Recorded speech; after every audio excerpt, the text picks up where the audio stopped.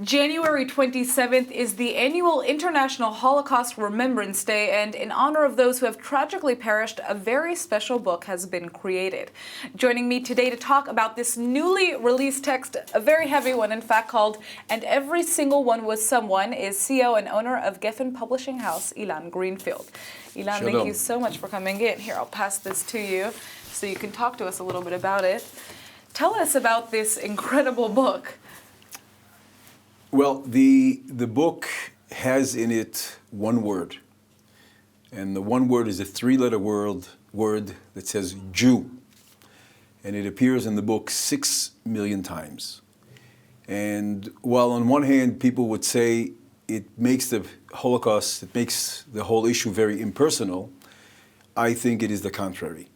This book is the only book in the world that mentions every single one of those who perished in the Holocaust. And we've received letters and emails and phone calls from people saying, wow, I had this book and my uncle is mentioned in it. Because if we would try and publish the names of the people who perished in the Holocaust, who were murdered in the Holocaust, think of it, the word Jew has 3 letters. If we would put Yosel Chaim Rabinovitz, we would have a book that would come up to here. And no one could even carry it. As it is, it's a very large book, it's a very heavy book, and part of its presence is the massive piece that it is. Well, yeah, I mean, I think that's what makes this so outstanding almost. It's a way of kind of showing just how many lives were lost. Physically, when you hold this book, it's heavy, it looks massive, obviously. And just like you said, to be able to include every name, you'd have a book this high, right? So this is something that people can actually take home to remind them of what took place. I mean, it's crazy. How many pages are there in this book? Okay, so if you look, again, it's difficult to look at the book from the outside, but the book has in it, it says here at the beginning, each page has 4,800 times the word Jew in it. There are 40 columns, 120 lines, and there are 1,250 pages. Wow. So one of the items and one of the ways that this book could be used as an educational tool is when you sit in a classroom in a university and there are 300 or 400 students in a class, you can show them that this amount, a very small portion of this page, represents 300 people. Right. And then you go and you look through the book and you say, it is amazing how many classes are in this book. And if you take a football stadium that has 70,000 people, it's just incomprehensible.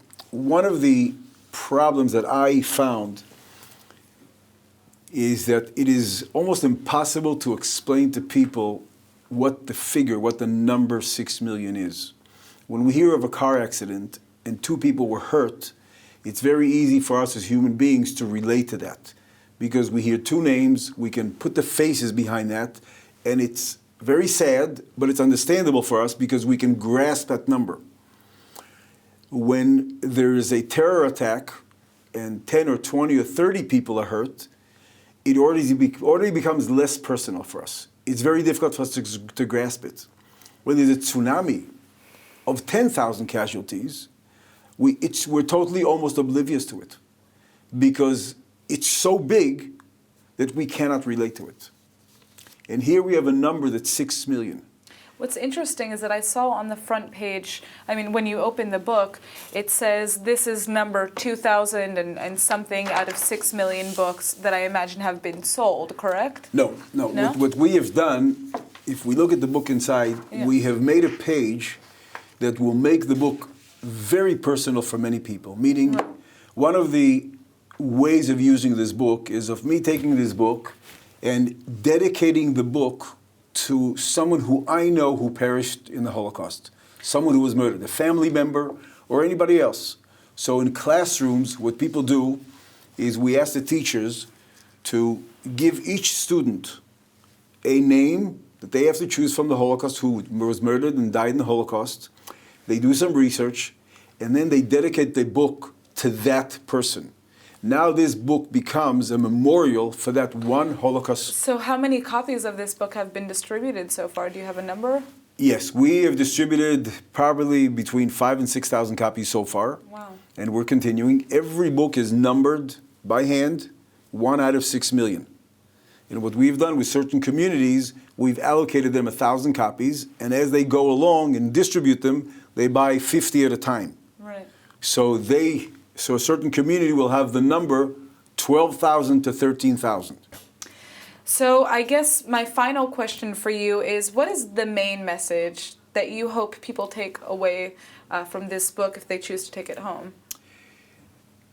I would say that the main message here is that we must never forget. As the son of a survivor who went through 4 camps, through Theresienstadt, Auschwitz, worked in Hamburg as a laborer, and then was released in Bergen-Belsen, I think it is our job of this generation to make sure that no one may forget the atrocities and what happened during the Holocaust. And with Holocaust deniers that we see that are coming every other week, every other month, I think we have to remember, and a book like this in every home, it's not that you have to read it every day, but when you go to your library and take another book to read, you see it and you have that memory, and you remember something that we must never forget.